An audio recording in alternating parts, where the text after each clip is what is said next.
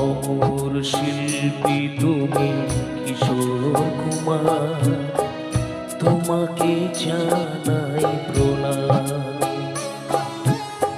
সারাটি পৃথিবী জুড়ে তোমার গানের সুরে ছড়ালে যে ভারো মায়ের নাম, তোমাকে জানাই প্রণাম।